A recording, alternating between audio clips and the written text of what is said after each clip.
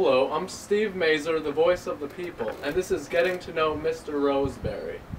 Mr. Roseberry, everyone wants to know, who is Mr. Roseberry? Who is Mr. Roseberry? I'm a person who believes in the power of the individual. I think we all have great potential hidden inside of us. And I actually view us as ever-changing and always getting better. And actually, probably the best way for me to explain that to you is to take you back to when I was a freshman in college. And I was a student athlete, I was a runner. And I had run a race, and I didn't do very well in the race because I was in college now and I was a freshman. And the talent level was very high, and I kind of had to start all over again. And I thought to myself, since not doing very well in this race, the first thing I did is went out that night and ran 12 miles to punish myself because I wanted to be better. When I got done with that run, I went to a golf course. It was probably about 10 o'clock at night. It was dark out and the stars were out. And I looked up at the sky and I thought, I'm better than this. Like I'm a person who's much better than I ran today. I want to be better tomorrow than I am today. And I actually wrote down a poem. And to me, this poem is what kind of drives me every day.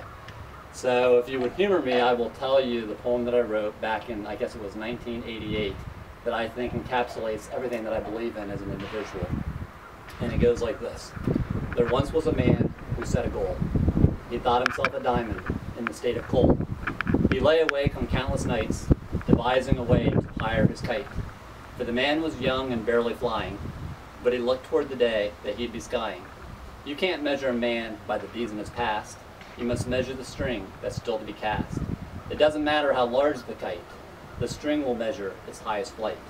So take to the sky if you have a goal. The string will let loose and show its toll. So what measures a man in the state of coal? The desire that comes from his inner soul. And what that poem means is, you have to view yourself as something that is always changing into something that I would call a diamond. And I see that when I look out at North Schuylkill and I see our students and I see our athletes and I see our teachers, that's what I see. If we're all striving to become diamonds, then this is going to be a great place where we can all achieve our dreams, our hopes and dreams.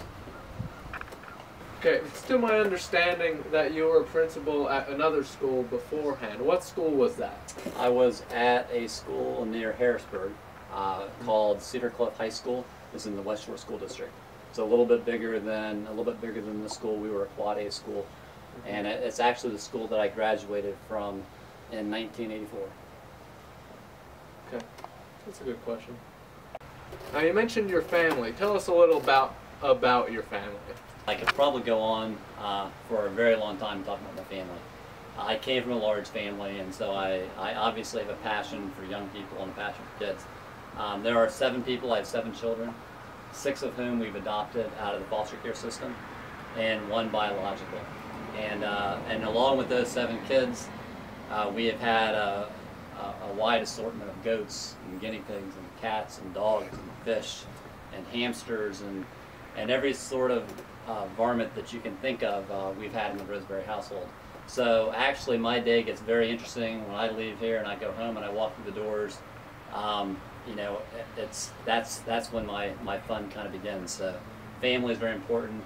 My wife is very important. She's coming off of a year of coming out of breast cancer, so she had a lot of surgery she went through, and so we learned a lot and grew as a family from that experience. And I know we reach out a lot here as a school to the different cancers and different things that are out there, and that's so important because after going through that for a year, our family got much closer. But hopefully soon you will all meet them because they will be going to North Schuylkill. Finally, is there any advice you want to give the North Schuylkill students to end the segment? I think I would give you the same advice that my grandmother gave to my mother and my mother gave to me, and that is the power of PMA. And PMA is positive mental attitude. And they were both big believers in that you wake up every morning and you decide what kind of day you're having.